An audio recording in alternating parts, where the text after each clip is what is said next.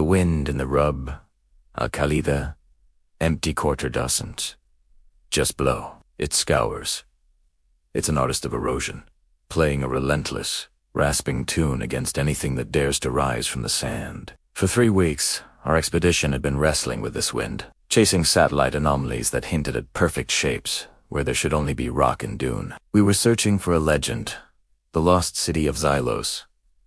Ancient tablets from neighboring empires spoke of it in hushed tones. Kaling, Ita, city of glass and gold. It was a metropolis that had supposedly mastered the art of water in a land of eternal thirst. But then, around 4,000 years ago, it simply vanished from history. No record of war, no sign of plague. Just a profound, unending silence. We were almost ready to give up. Then, as a localized sandstorm peeled back a layer of the desert, we didn't see a ruin. We heard it. Dr. Elena Rostova, our acoustic archaeologist, was the first to notice. She slammed the brakes on our rover, her head tilted. "Listen," she whispered over the engine's growl. "It's whistling." We cut the power. The immense silence of the desert rushed in, but underneath it, there was a low, mournful hum. It was the sound of wind being forced through massive, hollow structures. We drove over the final ridge, and there it was. Xylos.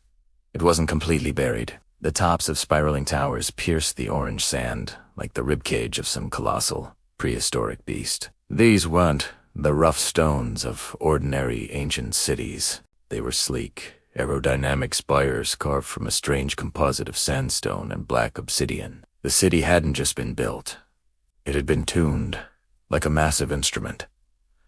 Descending into the city's basin felt like stepping into an oven. The dark stone radiated a heat that had been trapped for millennia. As we started digging, the city's silent symphony began to reveal itself.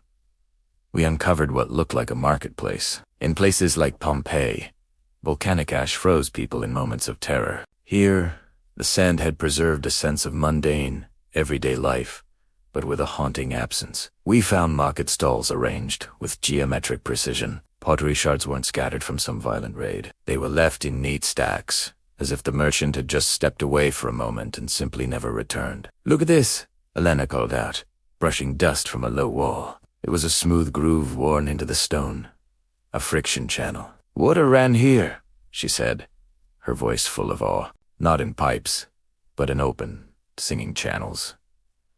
That's when it hit us. The entire city was designed to hum when water flowed through it. The friction of water against these specially carved grooves would have created a constant, soothing resonance, a citywide white noise to mask the harsh desert winds. They had turned their most precious resource, water, into background music. But now, dry as a bone, the channels only caught the wind, producing that mournful whistle we first heard from the ridge. This was a city built on the beautiful, dangerous arrogance that the water would flow forever. As we ventured deeper, towards the city center, the architecture became even more ambitious. We found residential blocks, multi-story complexes that looked almost modern, but softened with intricate latticework, designed to break the relentless sun. We found doors on doorsteps, small articulated wooden figures of animals that no longer exist in this part of the world, left as if a child had just put them down.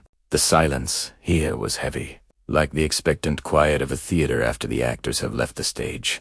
But before the final curtain has fallen, in the very heart of Xylos stood the Zenith Spire. It was a tower of impossible height for its era, maybe 30 stories tall, shaped like a giant tuning fork. This was the seat of their power. Inside, the air was cool, undisturbed for 4,000 years. We shone our flashlights on the walls and found they were UN covered in prayers to gods or carvings of kings. They were covered in mathematics. "It's a hydroengineering schematic," I muttered, tracing the lines with my light. The murals didn't show wars or coronations. They showed the water table. They showed aquifers. They depicted the intricate science of their own survival. This wasn't a civilization that worshipped gods. They worshipped their own ingenuity. On the upper floors, we found the administrative hub, and it was here that the true tragedy of Xylos finally came into focus. We discovered hundreds of clay tablets, all neatly organized in rack-stay-wearer logs, painfully detailed records of a slow-motion disaster. One tablet read, Year 450 of the sun. The aquifer drops by 2 hands. Another. Year 452. The resonance of the east channel has changed pitch. The flow weakens. And then, the final entries. Year 455. Rationing protocols initiated. The music of the city is dying. They knew. They were meticulous observers, brilliant scientists, and yet they seemed to be paralyzed by their own grandeur. They had built a machine so perfect, a city that literally sang with water, that they couldn't bring themselves to abandon it, even as the music faltered and died. The most haunting discovery of all was in the grand plaza below the Zenith Spire. It was a massive amphitheater. In its center was a dry basin that must have once held a shimmering pool, the acoustic heart of the entire city. Scattered around this basin were hundreds of large ceramic vessels. We thought they were for grain storage, a last-ditch effort to wait out a famine. But when we carefully opened one, we found only fine dust and a small, sealed capsule of beeswax. Inside that capsule was a single, perfectly preserved seed. They didn't flee, Elena said, her voice trembling. They waited. They waited for the rain that their own math told them would never come. The evidence painted a picture of a gradual, agonizing decline. As the water receded, the city's song went out of tune. The ambient cooling failed. The crops in their hydroponic farms withered. But rather than migrate, it seems the people of Xylos simply waited, clinging to the hope that their engineering marvel could somehow reverse the course of nature itself. The great silent symphony we were exploring was a monument to a fatal flaw, the belief that we can conquer the natural world indefinitely. The desert didn't defeat Xylos in a war. It just waited. It waited for the pumps to stop, for the channels to go dry, and for the wind to take over the orchestra. On our last day, a fierce storm rolled in, forcing us to take shelter in the lower levels of the spire. As the wind howled, something incredible happened. The city came alive one last time. The furious wind hit the precise angles of the spires and rushed through the dry water channels. Suddenly, a chord struck a deep, resonant B-flat that vibrated right through our chests. Then another, higher harmony joined in.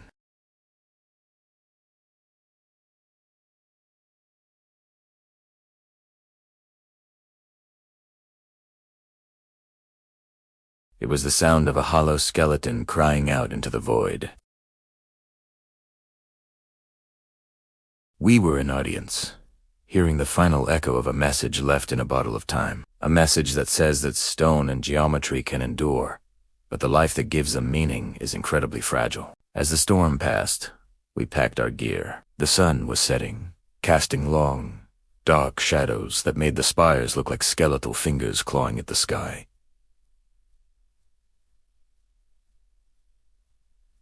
The symphony had ended. The silence returned. But now, we understood what that silence meant. It was the sound of the earth patiently reclaiming its own.